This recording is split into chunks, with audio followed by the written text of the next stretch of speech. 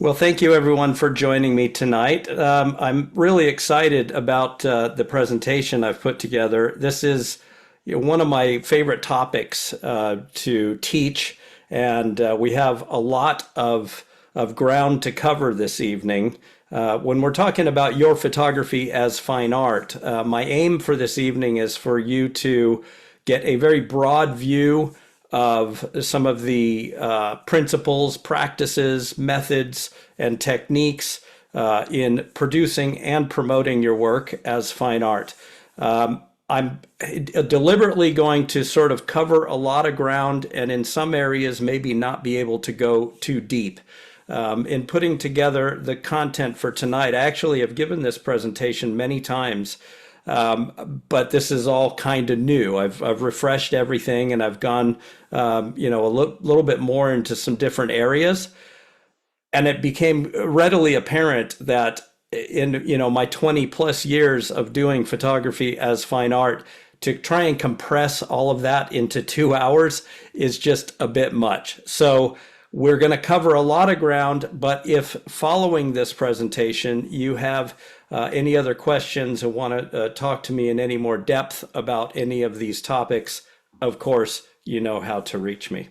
So this is, sorry, bear with me, technical issues right from the start. So I thought I'd give just a basic overview of what we're going to cover. It's in three parts this evening. Part one, we're just going to go over some basic foundations, some principles.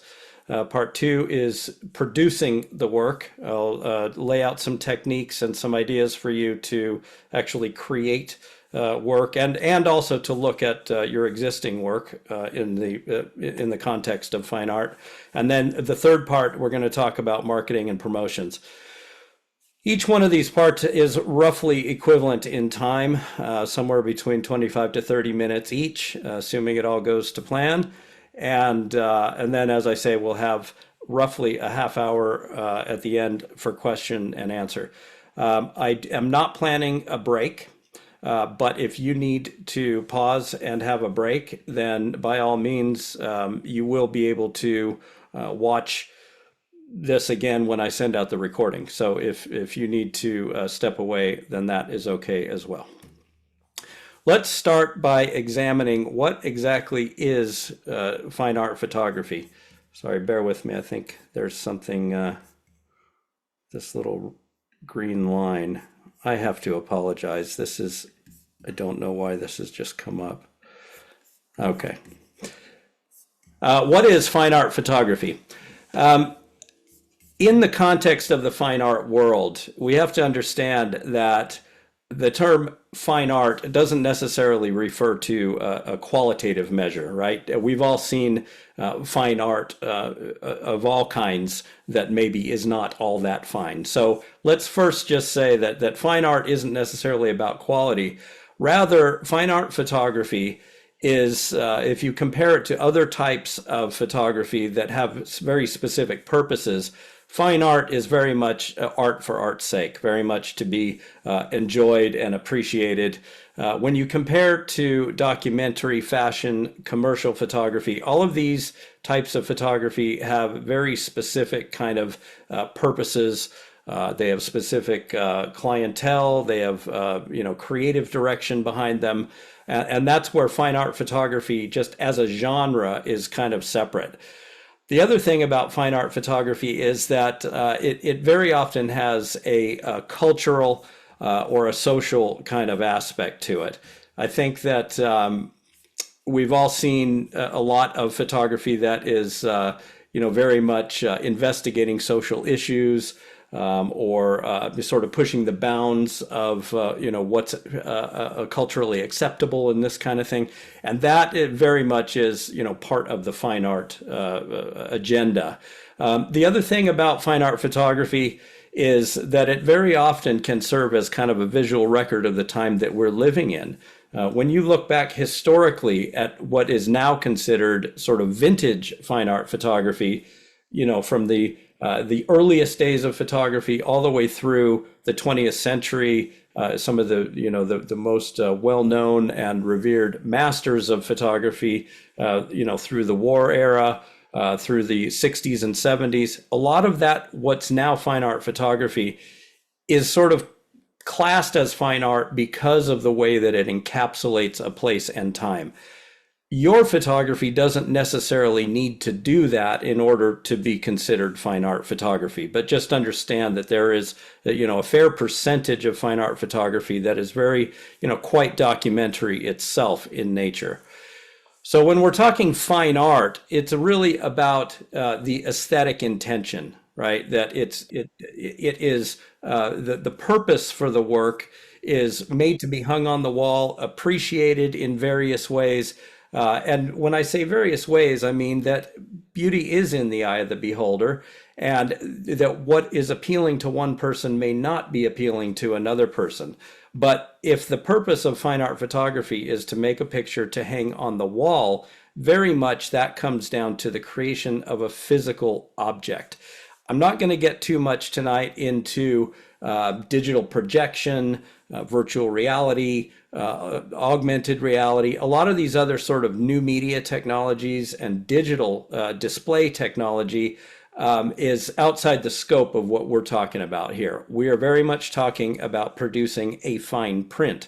And so one of the first key subjects or topics I'd like you to kind of like really get your mind around is that when you're thinking about your photography, you want to start thinking about what is the physical object that is the outcome of your process. Okay, and we're going to talk a lot more about printing as I go through the rest of the presentation.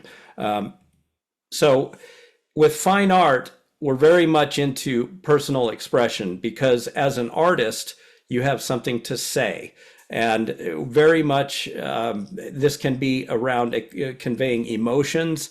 A lot of fine art photography very much it has a strong emotional content and it's trying to sort of elicit emotions in the viewer. Again, that's very different than what, say, photojournalism would be meant to do, or food photography, product photography, right? There are so many kinds of photography. And many of those genres of photography are not really about personal expression. They're about meeting a creative brief or serving a purpose, conveying a specific idea, usually a marketing message, right? So with fine art, it can be conceptual, but very often it is about the emotion and the feeling that we're trying to convey through the images.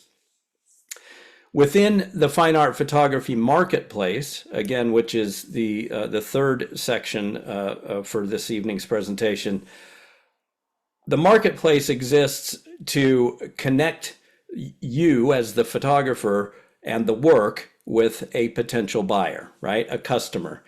Now, you may know that in my fine art practice, in my photography work, I'm very much about producing work that people will buy to hang on the wall. So there is a very sort of commercial aspect to that.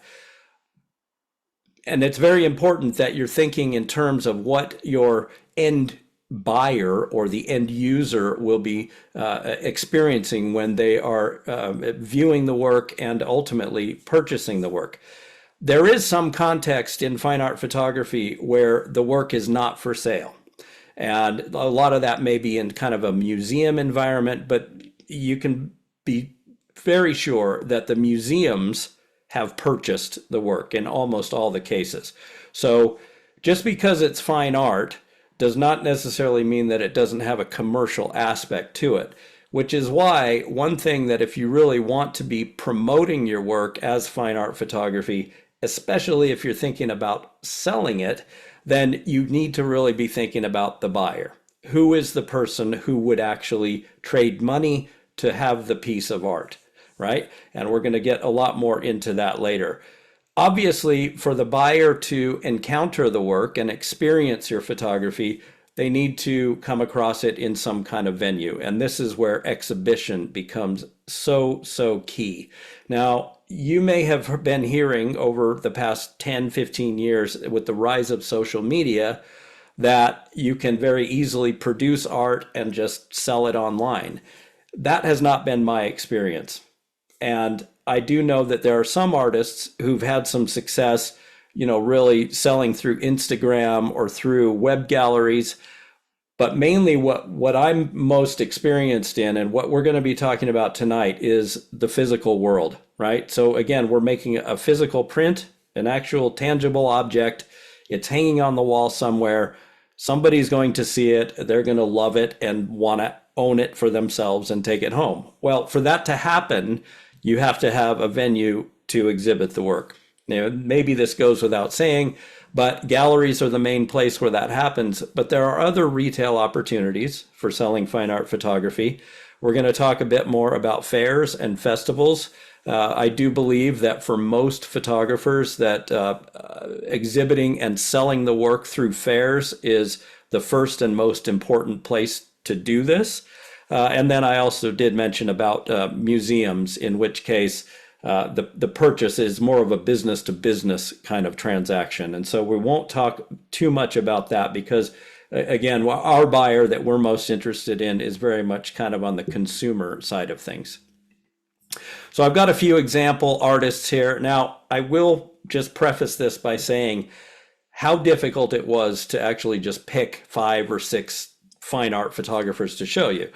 Because as you would probably already know, the world of fine art photography is vast. And because we're going back decades or centuries of people making this work with artistic intention, to pick out any few that are the best examples is very difficult. So I will apologize that this is somewhat of a random selection, but maybe some of these you would know, others maybe you wouldn't. And so I would encourage you definitely to do your own research into the genre and the styles of fine art photography that you enjoy, and learn as much as you can about the most successful practitioners in those areas. So the first one that I will introduce tonight, his name is Michael Kenna. Now, Michael's work is very quiet and poetic. It's pretty much all black and white. It's almost all in square format. He works with film on large format cameras. It's very much an analog, very traditional kind of approach. If you're not familiar with Michael Kenna's work, and if you love fine art photography, you really owe it to yourself to take a look at his body of work, because it is quite vast. And here's just one example image. Again, it was very difficult even to pick the best example because there's so much. So Michael Kenna, very much fine art photography. And he's working with a fine art aesthetic, and his mission very much is about visual art.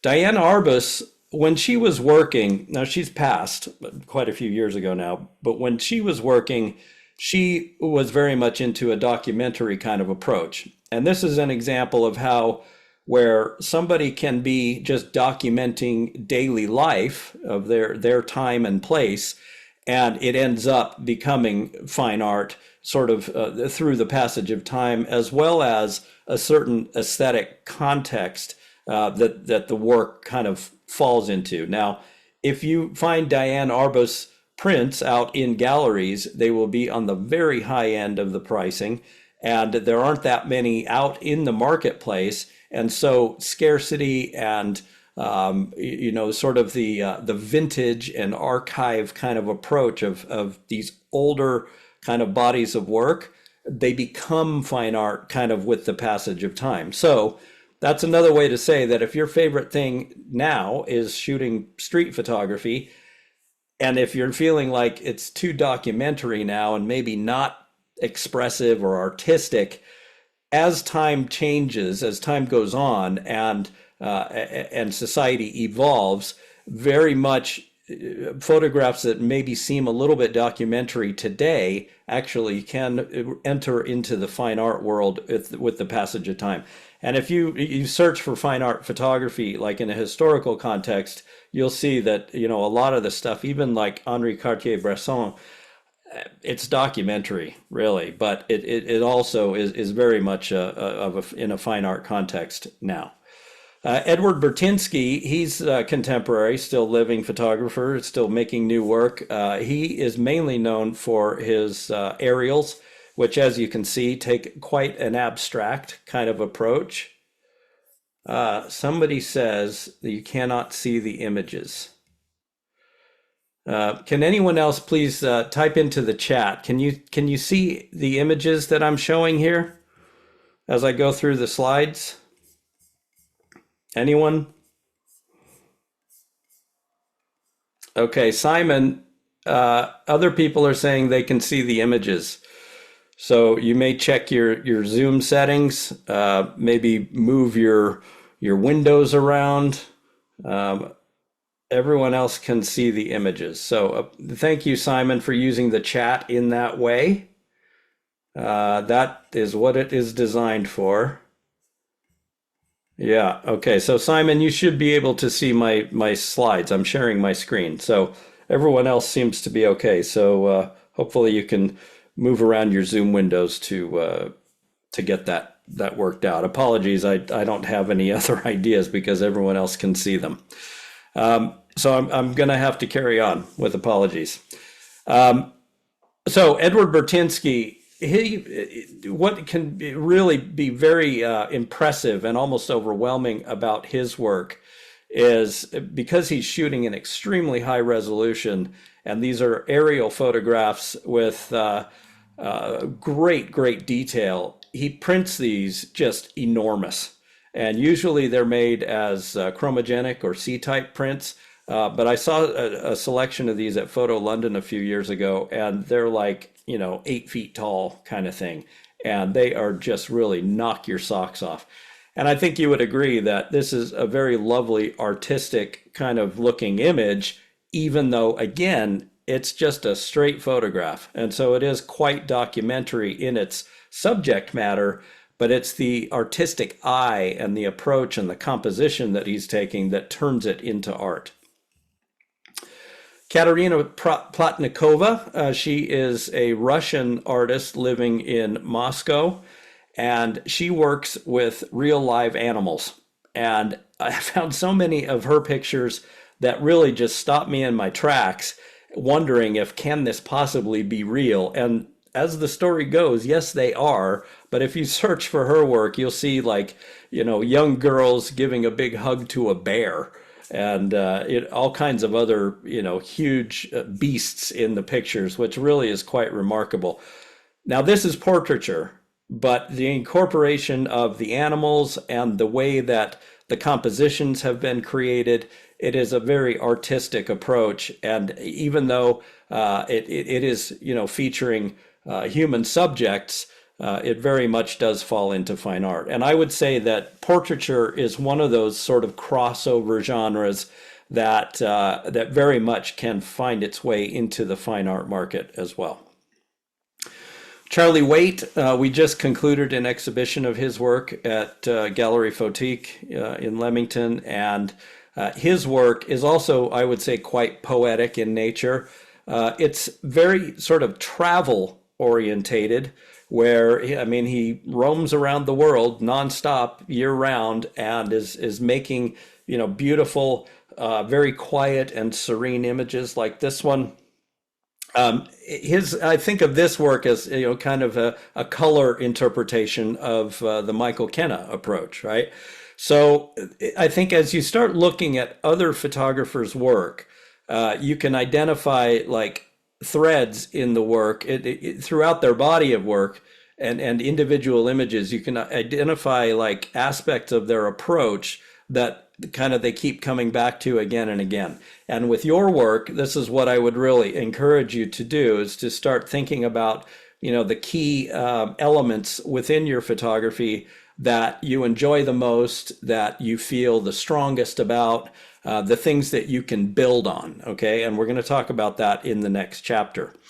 Before we move on, I will give you just a little bit of background for those of you who don't know about my journey.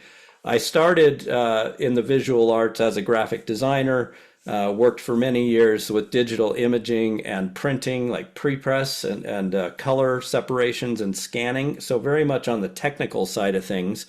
Around 2002, 2003, I decided to launch a new business as a fine art photographer. I had been doing photography, for many years, but not, in a professional context and not, with anything really serious. So I decided to go all in. And the thing that first drew me to fine art photography specifically was that it could be self-directed. And again, a lot of the other kinds of photography, you're very much like shooting for a client, creating work to a client brief. It may be creative in a lot of sense, but it's still meant to serve a purpose, as intended for somebody else. Graphic design, obviously, very much that way too. So when I went into fine art photography, it very much has been about being able to kind of have my own vision, pursue things that I cared about, work to my own agenda, and find a way to make money after the fact, right? So over the years, I've exhibited lots and lots and lots. I have worked as a gallery manager and was professionally trained in framing long before I had my own gallery. I've been doing fine art printing for 30 plus years, mainly around fine art inkjet and digital printing.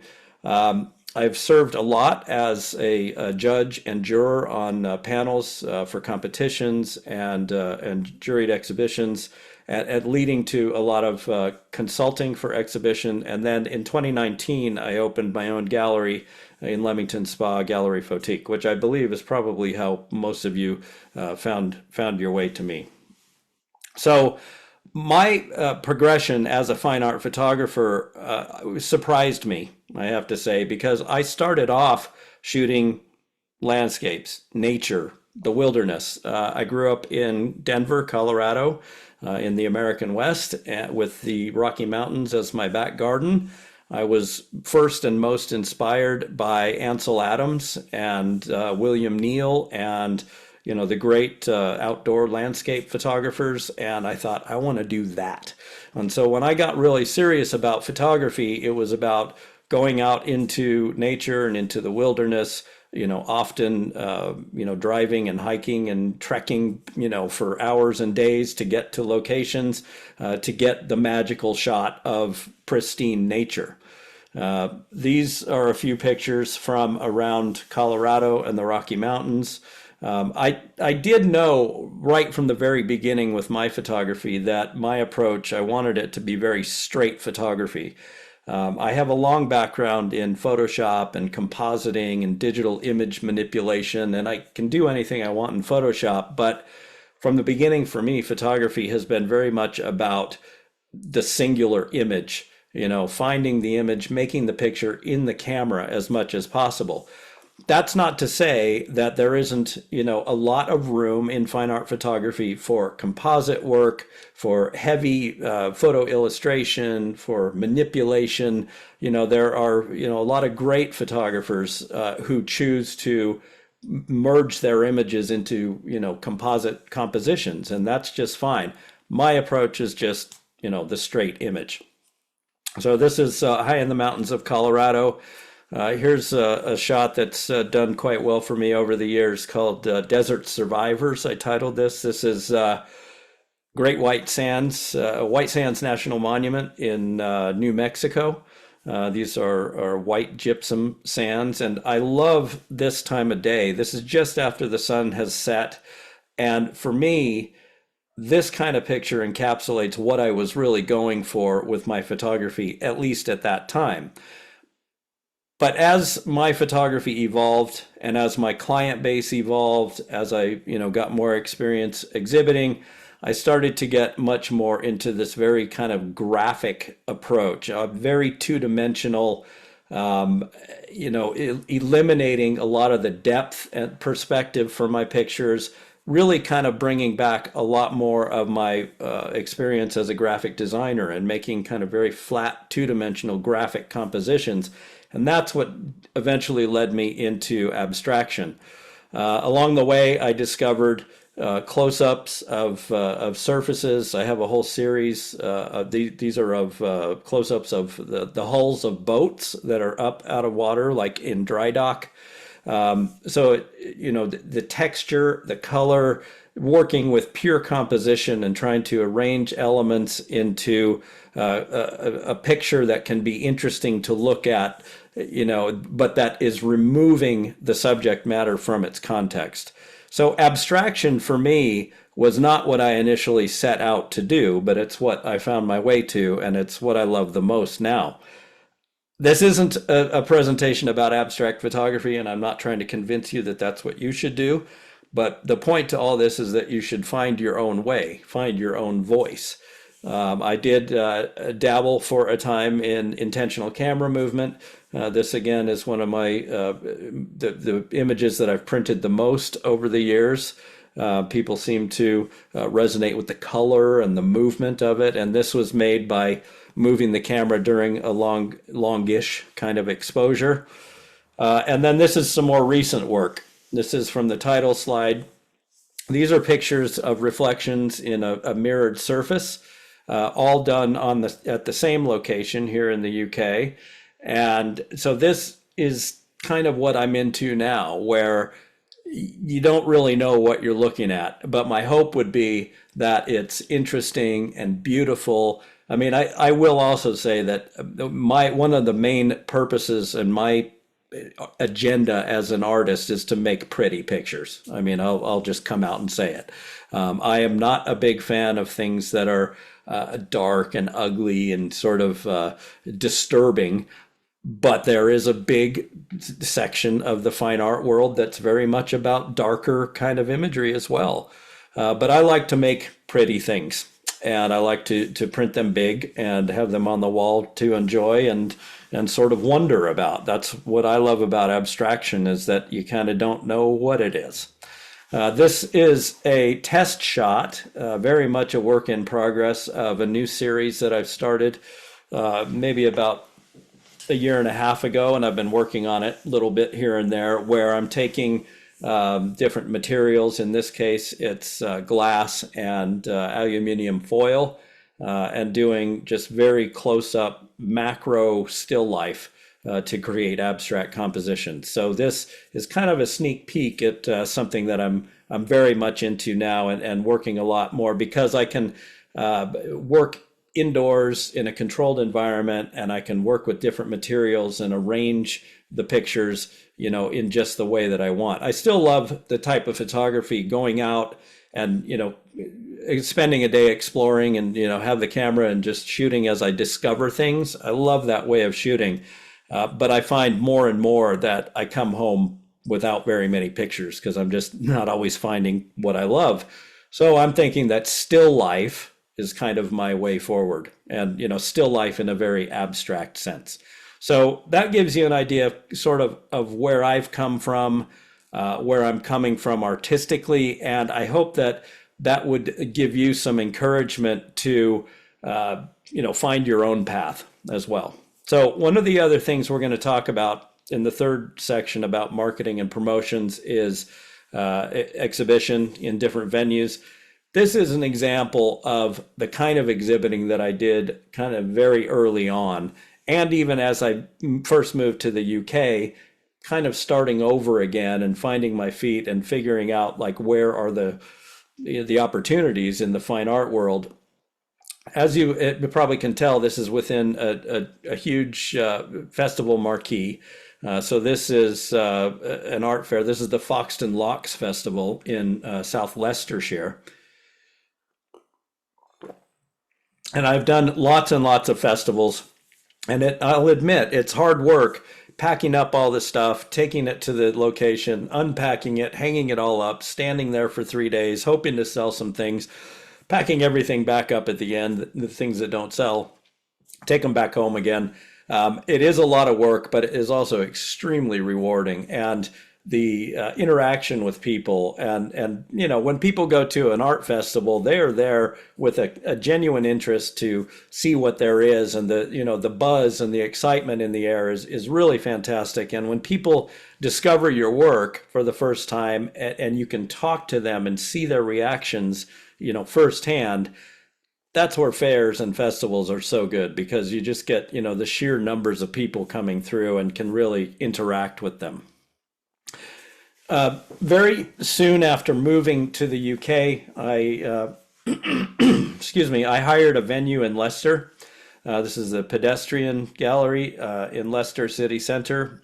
We were living in Leicester at the time, and I produced a series of canvases. This was kind of like a way just to introduce myself and my work to the local marketplace.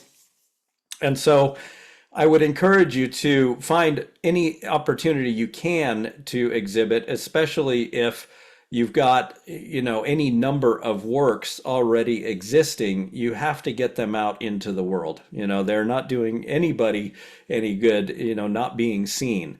So this pedestrian gallery, I think I put up 20 works, 22 works maybe. They were all on canvas. Some of these I still have because they didn't sell and haven't sold since then. But that's just a natural part of the creative process. I mean, you're bound to develop some stock inventory. And some works, as soon as you put them up on the wall, they will sell, and others, you just have them around for a while. And there's nothing wrong with that. So it takes a lot of trial and error to see really what your audience will respond to. So just a quick photo of the outside of our gallery. Again, we opened in 2019. And so sort of as a culmination of my journey, you can see how my photography practice and my interest in making photography as art has all led me to this. And from the beginning, I was very excited to have a gallery as a permanent home to show and sell my own work. But it was very obvious from the outset that it was also very important to create a place for other photographers to show their work and to build a community around it. And that's why it's called Photique and not the Nat Coalson Gallery. And so we're very much about educating, informing, promoting, all about photography and helping the general public to understand really what good photography and what fine art photography, can be. And I'm not exaggerating when I say that every week, sometimes every other day, there are people that come in and say, wow, I never thought of photography this way. I didn't know that photography could be this. We had somebody just today that phoned me up after visiting a few days ago. They were out looking for art for their house. There are quite a few galleries in Leamington. They came into ours, not knowing that we were just really about photography. And they were just so surprised because they never thought of photography in that way. And that is quite a common perception. I mean, even a lot of photographers don't necessarily think of photography as art. And that's my mission, really. I mean, that's why I'm, so passionate about talking about it and sharing it. So let's get into the creative process. So just looking at quickly at who has registered for this webinar, I know that most of you are already, quite serious practicing photographers. Not a lot of like rank newbies, like you've been at it for a while and feeling like, you want to maybe take the next step. And so my purpose for this section of the talk is very much about how to evaluate your existing work and then start to produce new work that sort of takes everything up a level. And then, you can start producing more and better work with the view to thinking about it as fine art. So the first thing, and maybe the last and only really important thing, is that it has to be personal, right? I mean, fine art photography, again, is about what you care about and expressing that to the world, and then finding an audience who agree essentially with your view, right? You're not trying to sell a message. You're not trying to convince somebody of anything necessarily. Again, some of the darker kinds of fine art photography, very much is trying to remind us of all the ills of the world. Even Edward Burtynsky's photography very much is kind of documenting the destruction of the planet, and these kinds of things. There's a undercurrent, a message running through a lot of these bodies of work that are very much, trying to promote a point of view, right? And so what's important is that you know what you care about. You have very clearly identified, some personal values, things that matter to you, and this is what you want to show and say through your photography. Again, as an artist with fine art photography, the joy and the advantage of it is that you don't have to do it to, somebody else's agenda, right? This is up to you to decide. And this takes time, and it can take a really long time. And I would say that for most fine art photographers, even the most successful ones, it's a never ending thing, right? I mean, this is something that once you're on the path, there's no destination to get to, so you have to enjoy it because it's an endless sort of, I wouldn't even call it a pursuit. We're not chasing something. We're just trying to experience something that really is meaningful and moving for us, and then sharing that with other people. So bringing your past life experience into your photography, things you know a lot about, things that you feel like that you have an understanding of, an appreciation for. Just one idea, an example that comes to my mind. I was just having a conversation the other day with somebody who is a member of a society of steam train or railway photographers, right? Now, people who are into trains are really, really into trains. And as such, they are going to be the most likely to make the absolute best photographs of those trains because they know the subject matter. They know, where to be. They know what they're looking for. They've tried all the different angles and composition. And all of these things are techniques that you can use in your photography. And in a way, it is a process of elimination of that none of us can do everything. So you owe it to yourself to choose what you care about the most and concentrate on that, right? And start with what you know and really build on that. Now, I would also say that the hope would be that as you kind of establish your foundation of your fine art photography, that you will find new avenues and new ways to branch out and get into things that you never considered before and make discoveries along the way. That's what happened to me.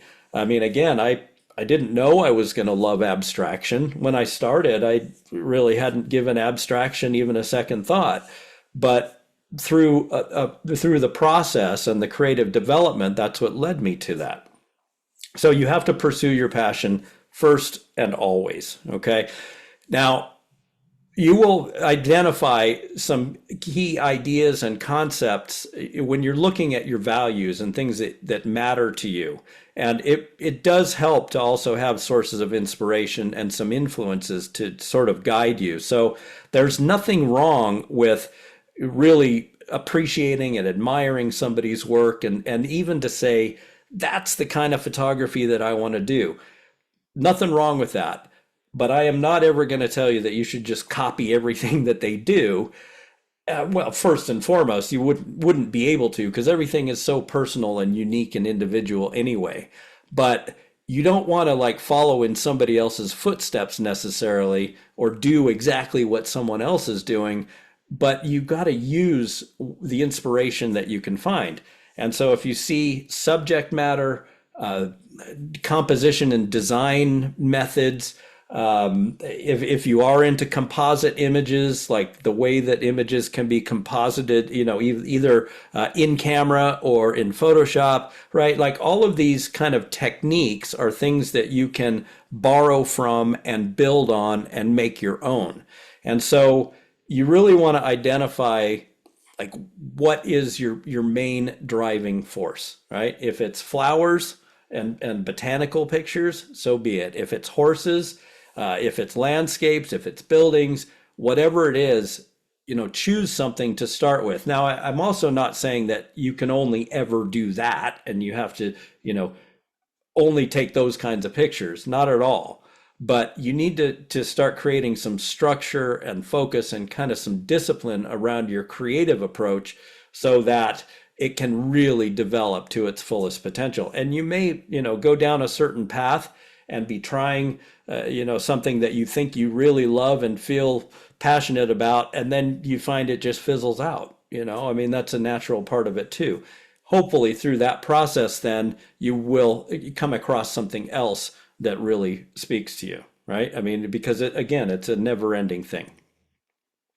This is where writing comes in. And I talk so much and so often about writing, and I do get quite a lot of resistance, I have to admit. Photographers, are naturally very kind of visual people. And a lot of photographers, respond to me that they feel like they can't come up with the right words, or that using language and writing or even typing it takes away from the fun or the enjoyment of the picture part of it, right? Which I totally get. But you got to understand that when you write about your photography, and it could be as simple as taking your favorite image that you've ever made and just writing a description of it, you're engaging different parts of your brain. And when you do that, you'll create new connections, and you will have breakthroughs and eureka moments, and things like will just start to make sense in ways that without writing is difficult, if not impossible, to actually get to, because you need to be able to be thinking about it in a structured kind of analytical way.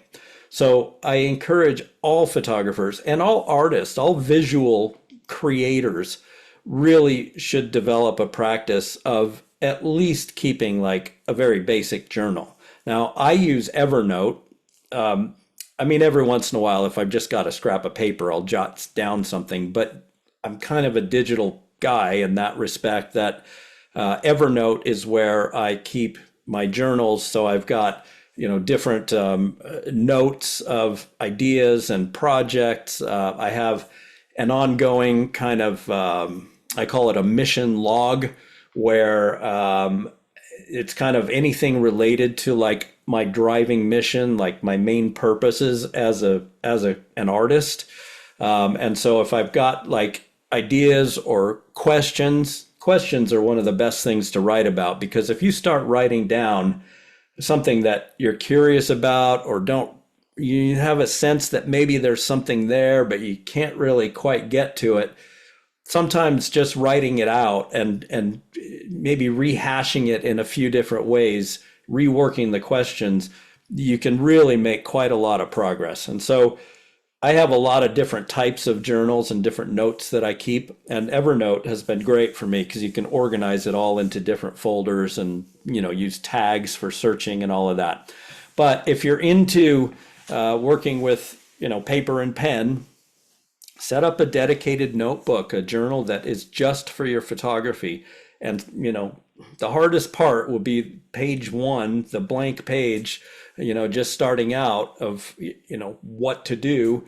Doesn't matter what you do, just do something. Just start writing. Even if you're writing that you don't know what to be writing, once you get the process going, it will flow. I guarantee it. And I also promise you that if you do start to follow a practice of writing about your photography, that you will encounter enormous breakthroughs, and you will sometimes be very surprised at what can be revealed through the process of writing about your work as a photographer, about being an artist, right? And one of the key ways that this sort of manifests itself in the marketing and promotion side of things is in artist statements. Most of you would have been familiar or at least exposed to this at one time or another. It's very common that if you've got an exhibition or even a single image, that there would be, a sentence, a few paragraphs, however much information to describe the motivation, the situation. I mean, the most boring artist statements in photography are all about what camera I used, what lens, what shutter speed. Like, I'm not talking about that stuff. I'm talking about why you make the pictures that you make, what you're hoping to see, what you're hoping to show other people. Like if I'm the viewer, what are you trying to say to me? Now, you might think, well, shouldn't the picture just say all that? Well, yeah, kinda. But for me, as a viewer of your work, I want to know more. I mean, seeing an image, especially if I'm quite interested or find that if the image is compelling, I want to know the backstory. I want to know, how did you come to create this thing? Because as a creative person myself, the creative process is what's most interesting. The outcome and the tangible physical object is like the result of the process, but so much goes into that that is often unsaid. And so when you get in the practice of writing, putting words to your pictures, it becomes a lot easier. And when you can talk about your work, well, I mean, if you put it in writing, then you'll be able to talk more easily to people about it as well, which is really important because people want to make a connection with the artist. You can take a more formal approach. I'm reminded of a book. There's a couple of books that were published by a very famous photographer called Galen Rowell, who died, geez, I don't know, going on 20, 25 years ago now in a plane crash. But he was a great adventure photographer and did a lot of shooting in the mountains with mountain climbers and expeditions and that kind of thing, but also quite a lot of sort of straight kind of grand scenic landscapes. Galen Rowell wrote for years and years these articles and essays for Outdoor Photographer magazine in the US. And he published books every so often as a compilation of these articles and essays. And it's some of the best writing that you will find about the creative process and what it means to be an artist. And this is from, a mountain climber, right? But he had such a way with the camera. He had such a way with words, and how visual poetry is what we're trying to create as photographic artists. And obviously, if you've got a website, or even if you would prefer to use Instagram or social media, writing about your work and putting it out into the world is where people can make a real connection with you and with the work. So in the context of developing a larger overall body of work, it's really crucial that you adopt what I think of as a project methodology. And by this, I mean that you create some structure to your photography. If we think back to what I've said about how most other kinds of photography, especially in the commercial sense, or where you're being hired to make certain pictures for a client, for example, that's a project, and you're given the structure by the client, and you're told this is what we need, so go and make these pictures, and you follow that, and you have the outcome, and everybody's happy. The problem I've seen is where people are doing their personal work and being a fine art photographer, is that all goes by the wayside, right? People think, well, this is my personal fine artwork. I'm doing what I want to do. And a lot of photographers end up shooting a lot of this, that, and the other thing, and it never really quite gels. And I'm going to explain a little bit more in the marketing part about why it's important that it gels. But for your photography to be successful, like as a body of work, you want to be working toward something that you can say is uniquely your own, and that you've developed it through a long, rigorous process of trial and error and working on something, working toward something. That's what a project is.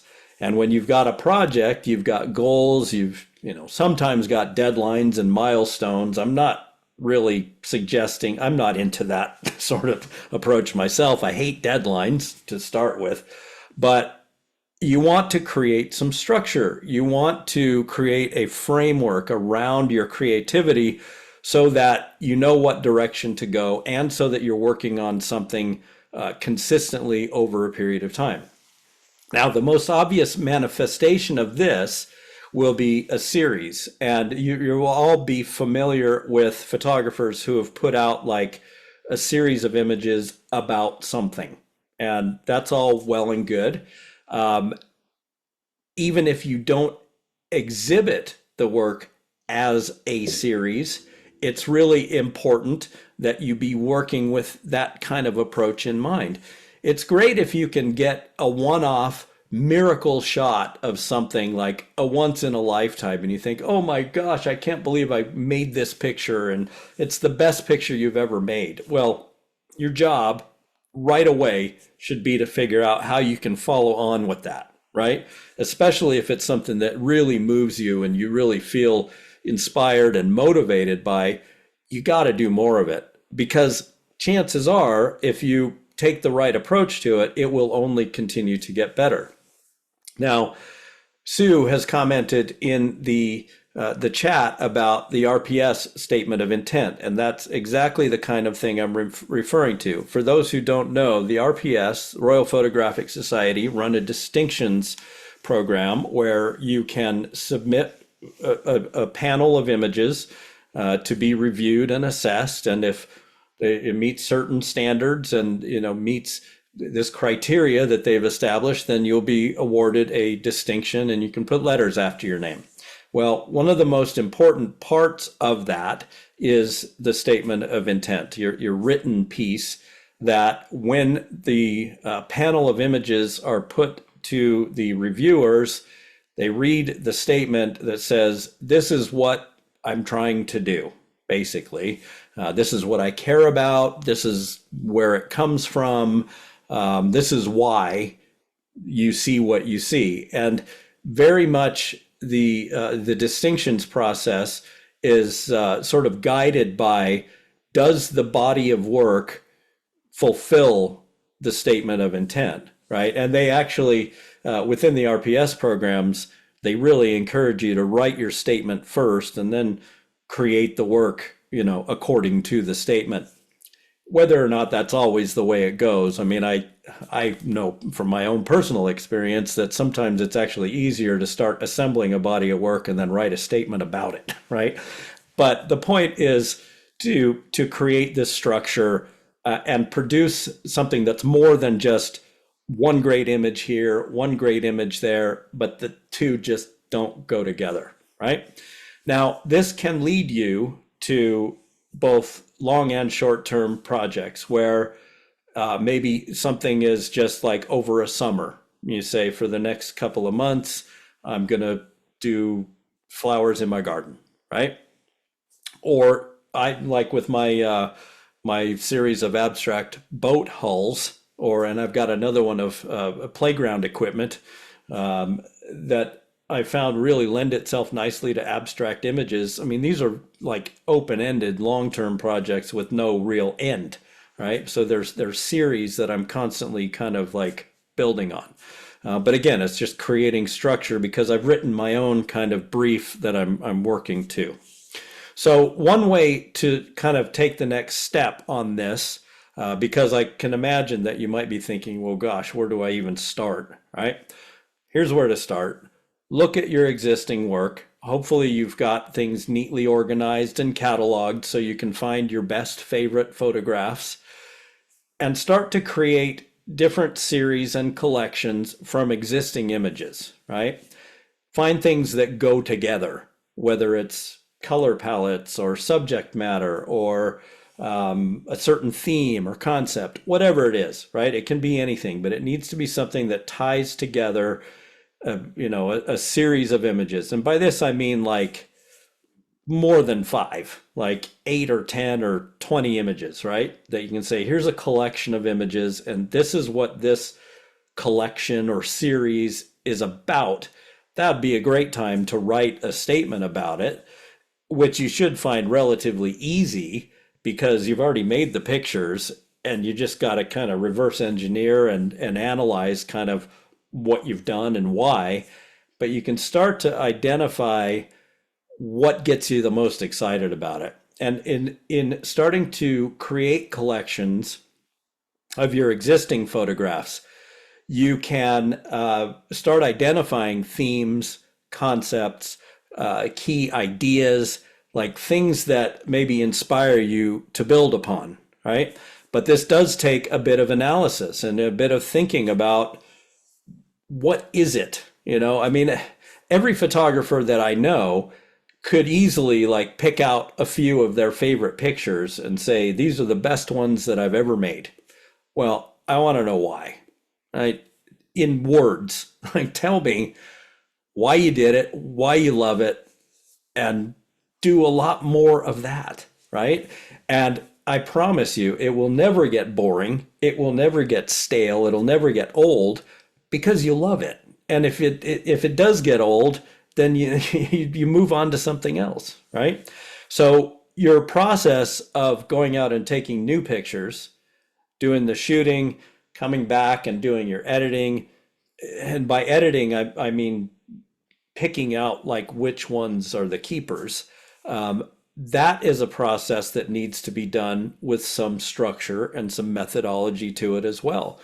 Because if you just are kind of taking things random and happenstance, then that's the way that your work will sort of present itself. So creating structure, really, really key. A main way to sort of implement this creative structure when you're actually shooting, when you're making pictures with the camera, is through the process of photographic design. Now, this goes far beyond just composition.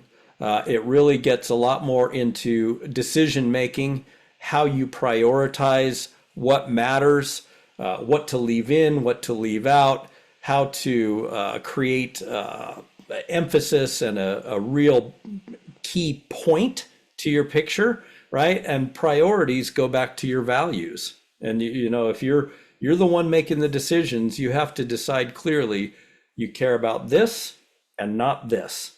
And there is a sliding scale, of course, but you have to kind of strictly prioritize. Identifying emotions that come through the work. Now, this is something that's a little bit tricky with your own work. It's a lot easier actually when you're looking at somebody else's pictures. You can say, well, that one makes me feel anxious, or that one makes me feel really inspired, or this one makes me feel sad, right? To be able to do that with your own pictures is important, but it really takes quite a lot of practice because you have the memory of making the picture. And this is one of the hardest things in editing our own work, is that it is almost impossible to fully separate your memory of when the time that you made the picture with the viewing of the image. But consider that for me, if I wasn't there with you, or even if I was there, but I was making my own pictures, I will not have that same memory, right, to attach to the image. And so as you're evaluating your own work, you really have to practice looking at it in terms of design. And by design, I mean the frame, the shape and the format of the frame, what's the main center of interest and the focal point, like where does your eye go? How does your eye travel around the frame? What are the main elements and what is their relationship to each other? Those things all contribute to creating an emotion.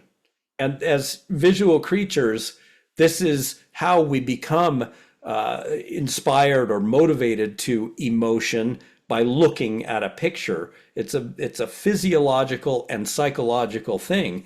And you as the photographer can absolutely take control over that. Now, if you're going to be thinking about your work as fine art photography and thinking of yourself as an artist, one of the main skills for any artist is to create compositions through design that convey an emotion or will inspire a certain feeling or bring a message across, right? Because it's a form of communication.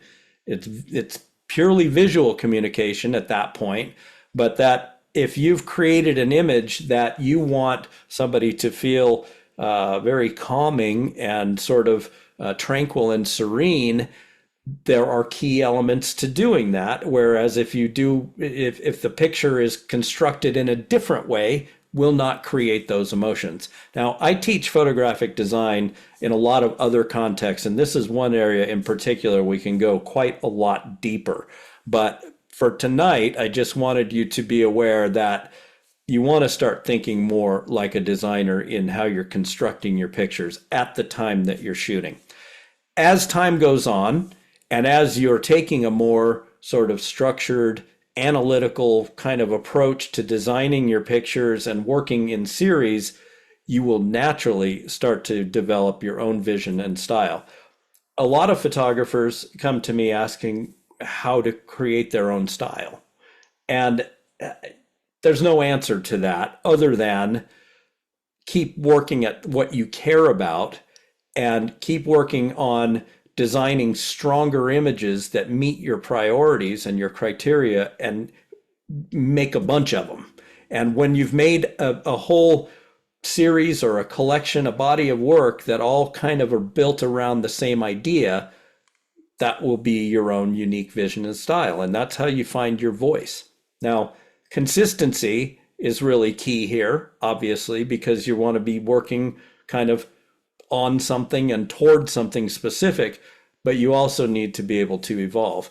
And one of the hardest things is to know when it's time to sort of call something done and move on to the next phase. Hopefully, you'll find key jumping off points where you have new points of inspiration. And sometimes, you'll go off on a whole new series by a discovery that you made, by working in this methodical way. So the last slide was about designing and composing and sort of how to think while you're shooting. And it is very much about a mindset. I believe that it's also helpful to be thinking about the end result while you're shooting. Now, I do hear from quite a lot of photographers, some of them very successful, who absolutely insist that when they're making pictures with the camera, they're not trying to think about anything. They're just like in the moment, responding to what's happening, immersing themselves, and being very kind of present moment awareness, right? Which is good, but I think it's also really helpful to be able to switch your mindset into visualizing, like, what is this finished thing going to be? I probably have taken this more to an extreme than I need to, where when I'm framing up a shot, I'm actually thinking like what kind of paper I might print it on, or how big, or, like thinking of the framing and, all of that. And I'm not really suggesting you need to go to that extent, because that can definitely take you out of the moment. The point is that the act of creating a photograph is very much about your mindset in that moment, and either creating situations to photograph or responding to things that are happening.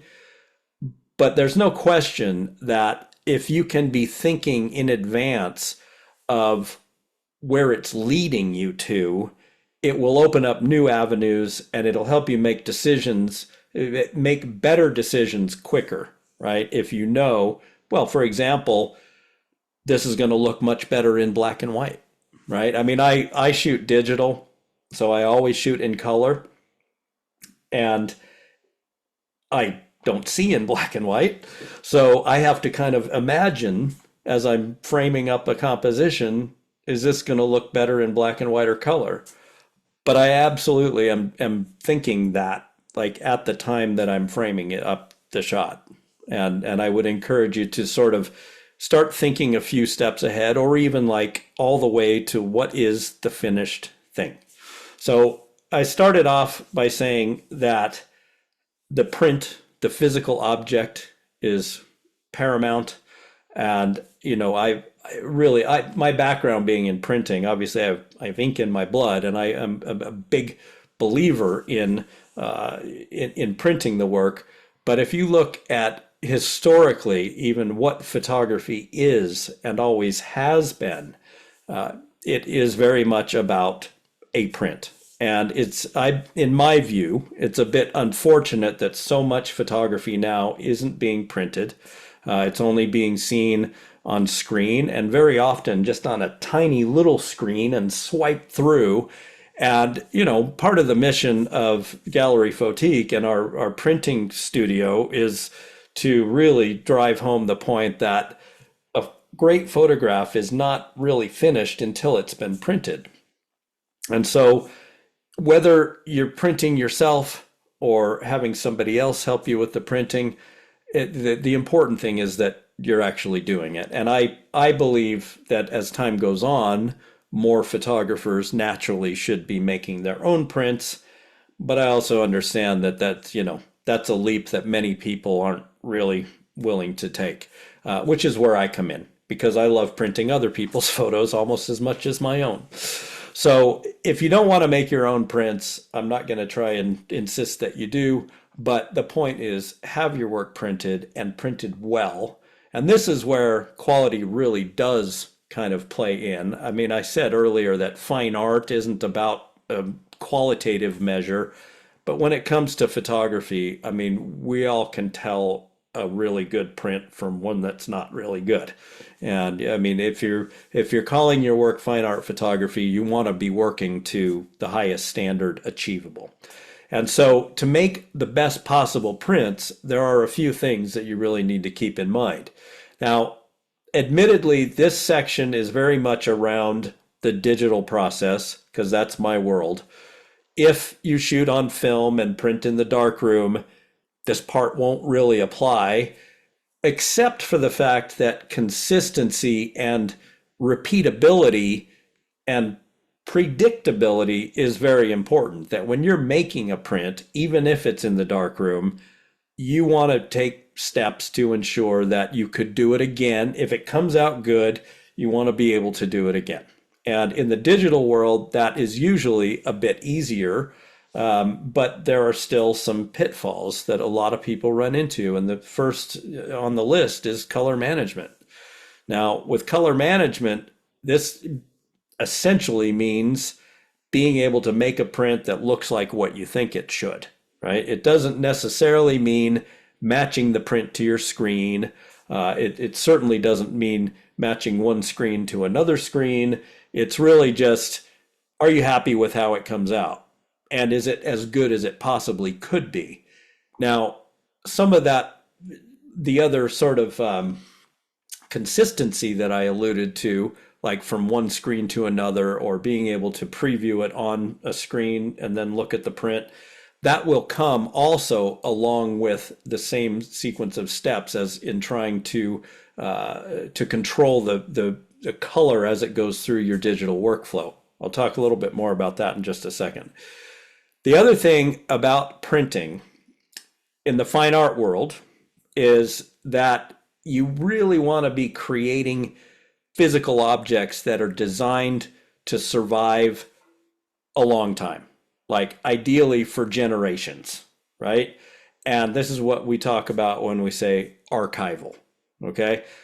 Unfortunately, a lot of prints that are made are not going to last very long because they'll fade, the colors will shift, they'll basically come to bits and not be good anymore. And so especially if you're thinking about selling your work for any kind of money, you got to be able to say this is something that's going to last. And that's what archival is about.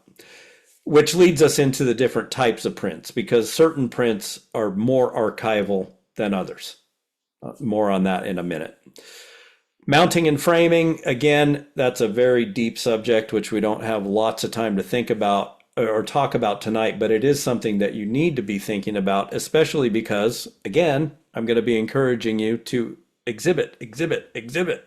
And if you're exhibiting, well, the print needs to have some kind of support structure, a substrate to hang it up, right?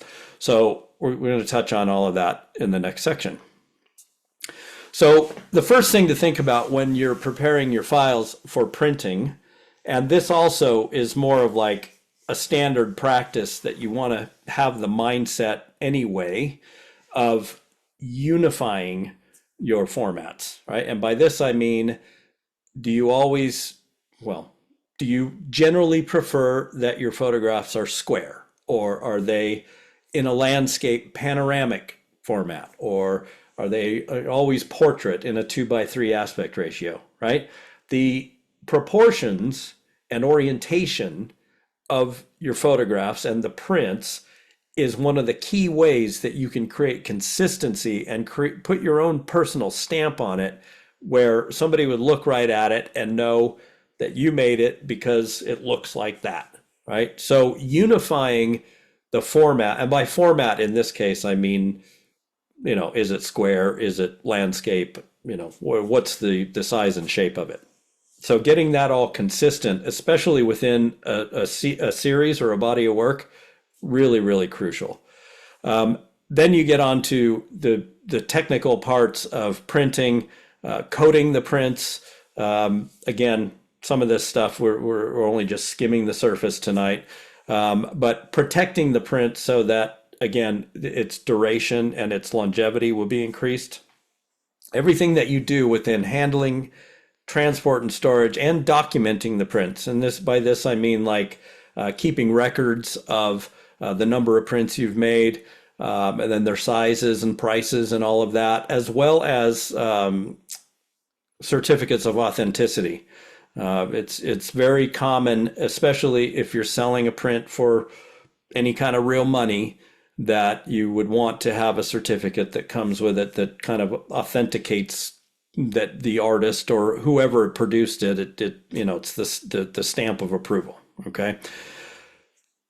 So jumping back a little bit now to the color management aspect, it's really crucial that you follow consistently calibrating and profiling your display when you're working within the digital darkroom. Editing your photos on a tablet or a laptop, yeah, you can do it. It's not ideal. I mean, you will get the best and most accurate color renditions working with a proper display. The brands that I generally recommend are ISO and BenQ. Big difference in prices, but they're both very good in quality. The main thing that you're looking for in a display for editing digital photos is to be able to adjust the brightness and contrast separately. And just as importantly is to be able to adjust levels for the red, green, blue channels so that you can balance, effectively white balance or color balance the screen. And the only brand that I recommend is X-Rite. Actually, I should update this slide. They're now called Calibrite. Okay. Actually, while we're just here, why don't I just do that? Calibrite. Okay. I don't recommend Spider for reasons we can talk about another time. Okay. So display calibration and profiling is key for color management. And this is what's going to get you a lot closer to being able to make a print that how it's going to come out. When it comes to choosing media, you have some basic options. You can do something like a photo paper, and this could be matte, semi-gloss, glossy, but we all know what photo paper is like. Fine art papers are more like, very much a matte finish with a lot of them are made from cotton or cellulose kind of fibers. They're very, more natural kind of, and they can be better for certain types of images. But that is by no means the limit of what you can do for fine art photography. I do quite a lot of printing on canvas. I've also printed on other fabrics like synthetic silk. I've got some really lovely Japanese rice paper. I have been making prints more recently, working a lot with aluminium, direct printing onto wood, right? Like all of these other ways of taking your image and making it into a physical object, it's part of your creative agenda, right? And certain images are going to look a lot better on certain kinds of paper. With the archival considerations, it really is going to come down to the type of print, how it was made, under what conditions, using what materials. Generally speaking, a well-made archival inkjet print you can expect to last 100 years, 200, or even more. Chromogenic prints, these are C-type prints, traditional lab prints on light-sensitive paper developed with chemistry. These really only have a lifespan of 60 to 80 years when they're being displayed. Now, if they were put in dark storage, for archival, they could last longer. But the biggest thing that you're working against with your prints is the damage that occurs from light, changes in temperature, things in the air, right? I mean, because it's a physical object, over time it degrades, right? And so if we're selling fine art prints, we want to produce a product that is not going to degrade. Mounting and framing, again, it's just a little bit beyond the scope of what we can get into, but the point of having it here is to know that how you mount the print in order to display is just as important, in some cases even more important than the actual quality of the print, because how it's mounted, this is what people are going to see. Just real quickly, Adrian has asked, are pigment inks longer lasting? Yes, mostly. Dye inks are improving dramatically. There are some dye inks that can last nearly as long as pigment, but in general, pigment inks are considered to be the standard for archival and conservation. Okay, so again, apologies, we don't have lots of time for the mounting and framing stuff, but you need to be thinking about these things. Limited editions. I need a drink for this. This is something that comes up quite often at the gallery and in all kinds of conversations with photographers and artists of all kinds. And basically, there is an expectation within the fine art world that if you've made a great photograph, that you're only going to produce a certain number of prints of that. Because the theory goes that if it's an unlimited number of prints, there could be thousands or millions of these out there in the world, hence driving down the perceived value. Because what a buyer really is looking for is something unique and special. And if not one of a kind, then they want to know that there's only a few of them out there. And so limited editions are a way that the fine art photography world has addressed the concern that photography isn't really fine art because you could just make however many prints you want. If you think about it as opposed to like painting, if somebody makes an oil painting, well, there's an original. That's the one thing, there's the only one of a kind in the world, and it fetches a certain price as a result, right? If somebody makes reproductions of that painting, those always are going to sell for less than the original. The problem is in photography, especially with digital, there isn't really an original to speak of, right? I mean, yes, if you make a digital capture, you have it on your hard drive, maybe you have it backed up a few times, hopefully. That's your original, but it's nothing that can be transferred to someone else, really, especially if we're talking about prints. So a buyer likes to know that there's only a few of these around, and that makes it feel more special and valuable, right? And a lot of this plays into pricing, which we're going to talk about in a minute. It's been said that the truly fine art market, now I'm talking sort of like high end, like auction houses and, the very, very high end of fine art, including photography, that they really demand that photography is released in limited editions. And you will run into some trouble with potential buyers and especially dealers, galleries who, and one of the first things they want to know is it limited edition and how many, right? There are obviously fors and againsts here, pros and cons of, for you as a photographer, you've got a great image. Why are you only going to commit to ever making 10 of them? Or even if it's 100, right? Um, and there are fors and against, but just understand that in the fine art world, it is expected that the best quality prints and ones with any significant price on them are released only in limited editions. The sizes of editions is really up to the artist to decide, and how the individual prints are priced. I'm going to talk a little bit more about pricing in just a minute. But for now, let's just understand that when you're marketing your work as a limited edition, that or as fine art, that you really need to be thinking about limiting the edition. And we can carry on that conversation offline. Which brings us to marketing, right? Because now we've gone through a bit of the creative process of how to adopt the right mindset and project methodology, how to produce work that's of the highest possible standard of quality that you can achieve. And now we're ready to get it out into the marketplace. So the first thing to think about is going to be your positioning.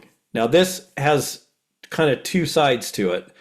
The first is the work itself. And in my view, it always really has to start, and all of your marketing and all of your promotional efforts really should be around conveying the strength and the merits and the value of the work, not so much about you yourself as an artist.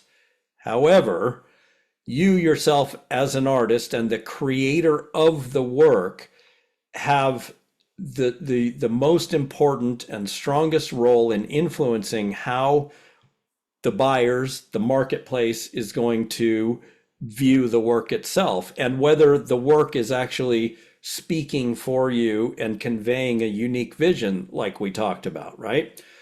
So again, two sides to it. You have the work and how that's positioned and marketed, and then you have yourself as an artist, right? Because the work is always going to be growing, changing, evolving. The work is never ending. You yourself are still going to be you yourself, right? So if you think about the fine art marketplace, the first place to start is thinking about an audience for your work, right? And by this, I mean, who is going to relate to what you're saying with the work? This could be something really simple, like saying, should you be selling pictures of the beach to people who live in the mountains, right? That's just a really sort of basic, simple example. And it can be a lot more complex than that, thinking about who is your work for.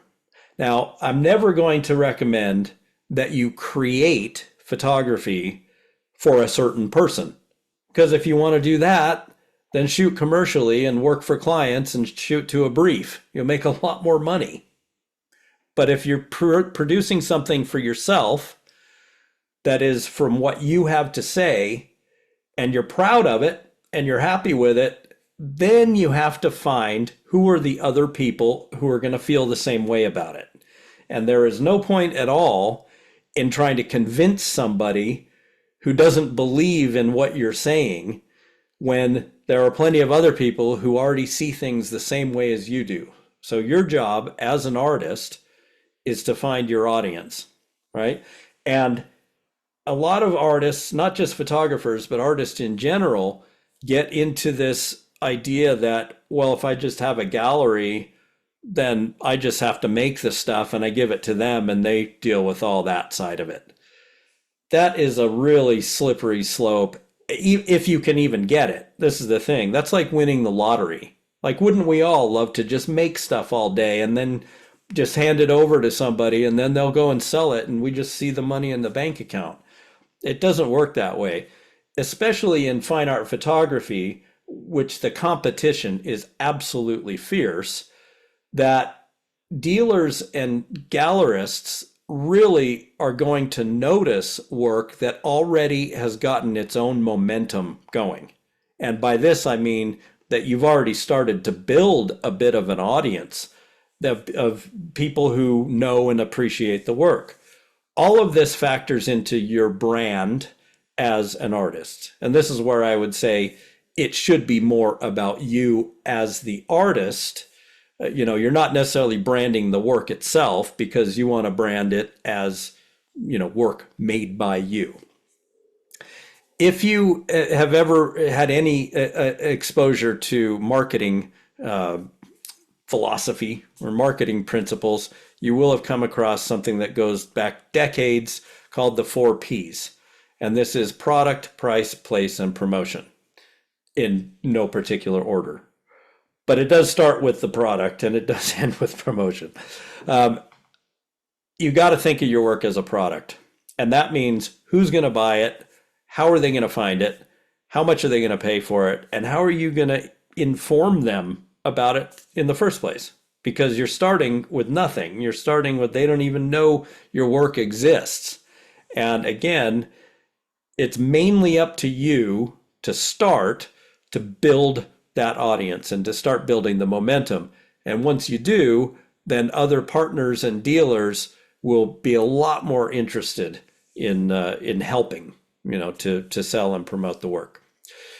So when it comes to pricing, this is another thing, especially within the gallery and with artists that we work with, that this is a topic that comes up a lot and is a lot of sort of like brain damage trying to figure out, how to actually price a single piece, how to price, work within a whole series, limited edition pricing. And yes, it is complicated. There is no simple answer to it. But I'll give you a few kind of simple guidelines that maybe will break it down. Now, again, this is assuming that you are intending to sell the work. And even if you're selling it to a museum, they, are going to want to know how much to pay. So the first place to start is to find work that is truly comparable to what you're doing. And by this, I mean, first and foremost, that it's made by somebody who's at a similar stage in their career. So if you're comparing your pricing to somebody who's been selling their work in the fine art market for 20 years, that's never going to work. You can't, even if you look at the two things on the wall and they look like they're basically as good as one another, name recognition and background and history and a track record factors into pricing. There's no getting around it. And if you look at the highest price work in fine art photography or in all the visual arts, everything that's commanding higher prices is all by people with a known name that are very sort of celebrated for the work that they've done. Sometimes it's a dealer or a gallery owner who has sort of brought them out to market. And wouldn't every dealer love to be like somebody who launches, a star's career? Again, that's like winning the lottery or getting signed to a big, record contract with a major record company, right? Yes, it happens, but it's winning the lottery. And so you can't count on that. What you can count on is that if you are smart and work with this methodology and work consistently over a period of time, that you can continually raise your prices as you have more success and as there's more interest and more demand and as your work becomes more well known. So when I'm saying about comparing your prices to something comparable, you got to start with who is at a similar level to you in the market and in their career, and what are they selling and what is successfully selling at. It's no good comparing to somebody whose price is all wrong, and that they're not selling, right? So this is where a lot of sort of like detective work comes in to find like where you sit within the market. And this applies even at the lower ends, right? Even if you're just sort of selling in your local town or selling at fairs and festivals, you can see what people are paying for work that truly is similar to what you're doing.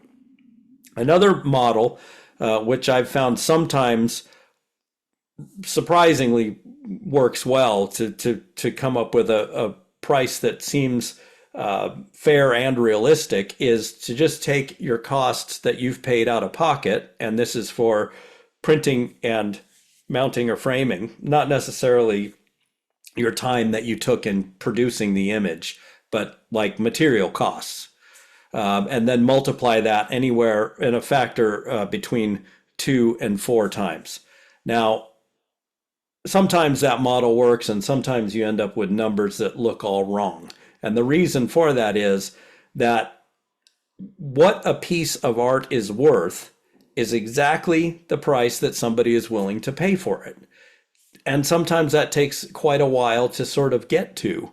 And sometimes you have to put up work at one price and realize that it's the wrong price and change the price, right? Just because you price it one way one time doesn't mean it always has to stay that way.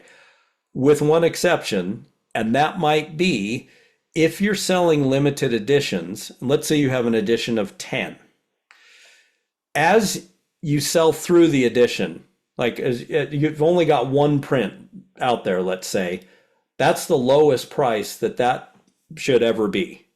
As you get up to where there's only 5 left, or 3 left, or 1 left in the edition, the price is going up and up and up.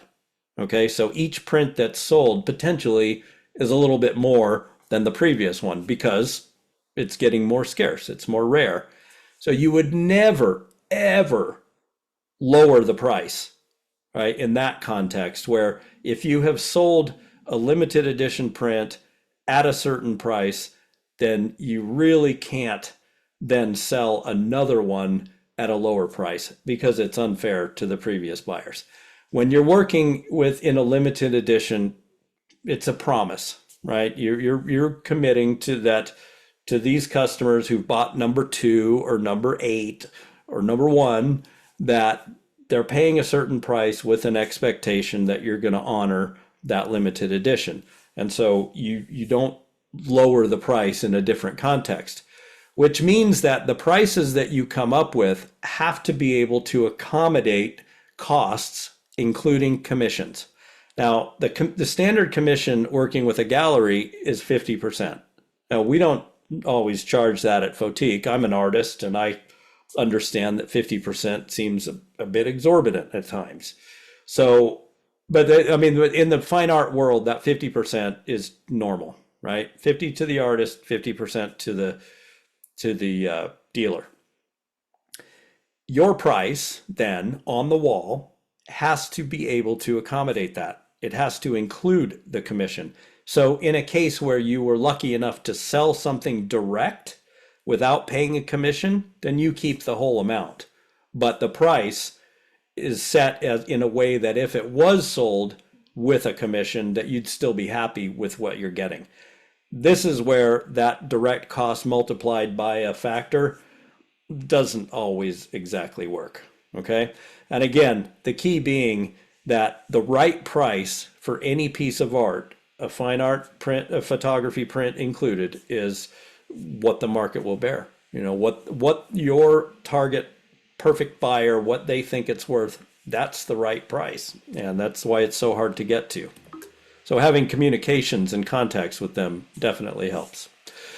So back to the buyer, this all-powerful and mysterious, elusive customer, aka client, aka collector. You got to know your buyers. You know, as an artist, if you're planning to sell the work, you got to think of yourself as a business, and they are the customer. So the more that you know about them, the more success you'll have, because you'll be speaking their language and they'll understand that what you're doing is for them, right? So who are they? Where do they live? What do they like? What are their hobbies? What are their interests? Like all this demographic kind of stuff is good. Location, though, is really key. Like, how near are they to you? Where do you live? Where's the work being shown? Like, if you live in the Midlands of England and you're showing your work in London, you got to pitch the work or present it, position it for the local audience, right? And the London audience is potentially going to be quite a bit different than in other parts of the country or in other parts of the world. So you want to start local. Always start in your neighborhood, in your town, in your little sphere where you can really start gaining some momentum and start understanding who are people who like photography or who are open-minded about photography as art enough that they would actually spend some money on it, and find out everything you can about them. Have communications with them, conversations, and ask them questions. You got to go to where they are, right? So once you understand who is your customer, you go to them. You do not wait for them to discover you or wait for you. You go find them. Which brings us to building your audience. You look at this list and you could easily see how I could do like a 5-day workshop just on all this stuff, and have done, right? But this is, I said earlier, you got to start building your own audience. This is how you do it. Social media is absolutely huge. You got to be on social. And I'd be the first to say, I wish that wasn't true, because if I could avoid it, I certainly would. But it's unavoidable, at least at my stage of the career. Yeah, I mean, you find some big name artists, they probably don't bother with social media. They don't have to, right? But for us, social media definitely is where it starts. Building an email list, again, so you can communicate with your customers. I mean, all of this stuff is how you found me today to be here on this presentation. So you got to have all these sort of areas where you can reach out. Doing group exhibitions is a good idea, especially sort of early stage where you can get your work, 1 or 2 pieces in with a bigger group. Competitions. Now, by competition, I don't mean like a sweepstakes drawing where somebody gets drawn out and wins a prize. I mean an actual competition where the work is evaluated and graded, and somebody wins and somebody doesn't, right? There are all kinds of competitions, and if you search for photo competitions or photo contests online, you'll be just inundated with options, and most of them are absolutely not worth your time. But some of them absolutely are. There's a group in particular called Lens Culture, who they run a whole series of competition type events that have exhibitions tied to them. Lens Culture is totally for real, and if you get your work in there, you can be proud and you can expect to have some nice results, where a lot of other ones, not so much. Okay, so yes, be open to the idea of submitting to group juried exhibitions and competitions, but you got to be really choosy about them and really evaluate how is that going to help build your audience, right? Creating portfolios, and by this I generally mean printed ones that you could sit and share with somebody, and doing reviews. A lot of times, and I do portfolio reviews through the gallery for a fee. That's actually one of the benefits of our gallery membership, is an annual portfolio review that's included. But having somebody knowledgeable to sit and look at your work, especially if they're good quality prints, that's huge. Now, you can also have online portfolios, of course. You can have PDFs that you can send around, and that's certainly better than nothing, right? But you need to create, and this gets back also to the working in series and creating a body of work. You want to be able to have little packages of things that you can share with people that really convey your unique vision. Right, so now we're on the home stretch here, and then we'll be ready to do some questions. So this brings us to the point where you'd be like working with other outside entities as agents of sort to help sell and market the work. Obviously, galleries are the first one that comes to everybody's mind, but I'm here to tell you, even though I have a gallery, I wouldn't have it any other way. Having my own gallery, there are so many other ways to sell your work other than through a gallery, that you should not like put all your hopes and all of your expectations around a gallery relationship. Partly because getting and maintaining those relationships can be very difficult, and it can be very costly, because again, most galleries are going to want half of the sale price. So the more that you can do under your own steam, the better. That will also give you a lot more leverage and negotiating position when it comes time to actually be talking to galleries. Now, there are different types and different sort of tiers or levels of galleries, which I'll talk more about in just a minute. But there's also publishers, and art publishers are big companies who are in the business of effectively mass producing art. So it's a little bit different than what we've been talking about, the limited editions and the one of a kinds and very handmade. Art publishers, though, I've had, some of you may know, I had one of my photographs was for sale a couple of years ago in all the John Lewis stores here in the UK. And so this publisher licensed the image from me. They printed it, framed it, distributed it. I mean, they made thousands of them. They were in all the department stores.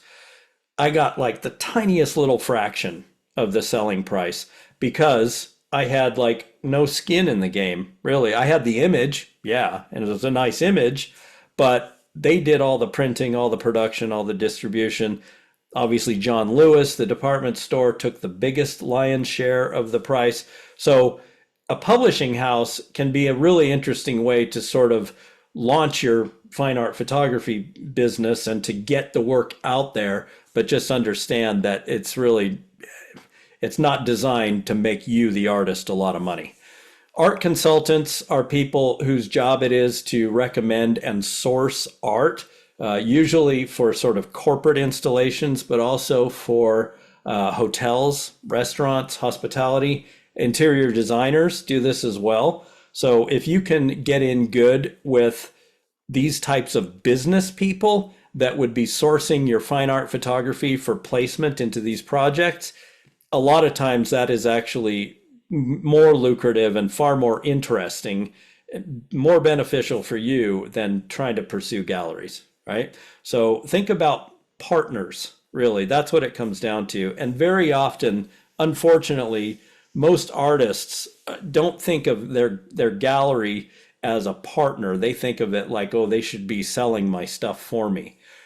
Then the gallery has like 50 or 100 artists on their roster, and how many pieces of art, what are the chances that they're going to really focus on you anyway, right?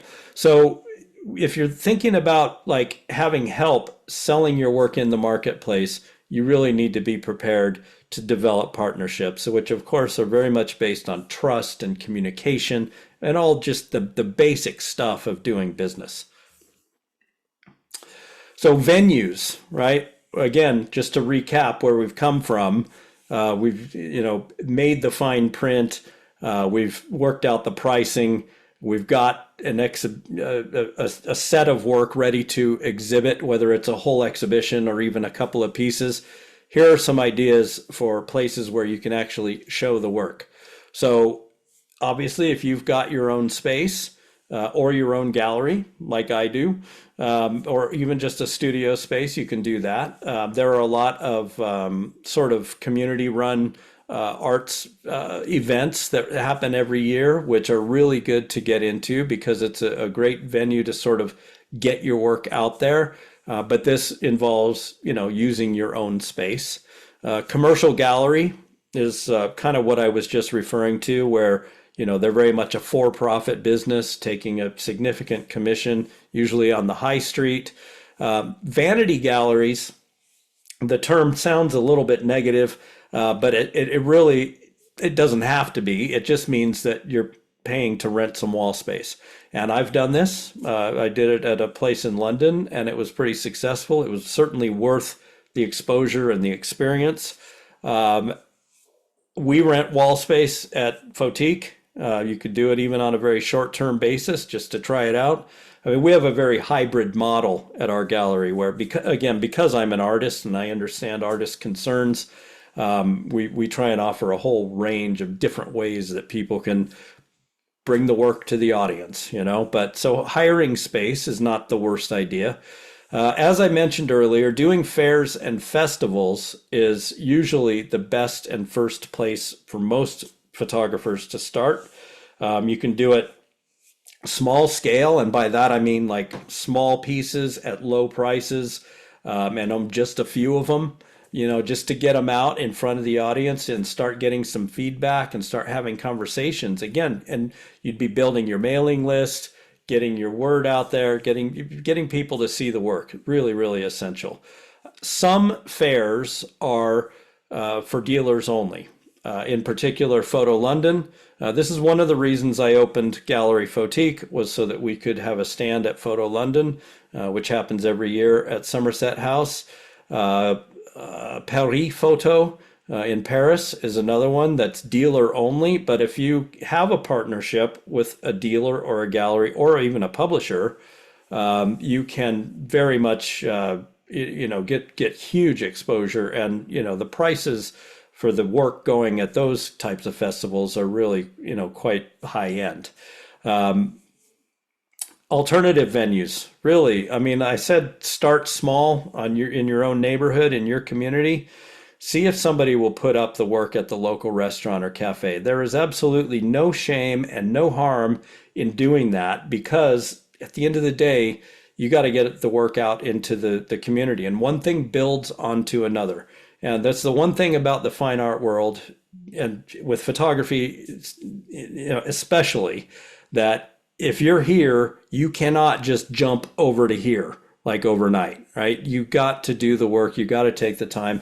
And building a business, building a career, building a following, an audience, like all these things, it really can take quite a lot of time and quite a lot of effort and intensive sort of maintenance.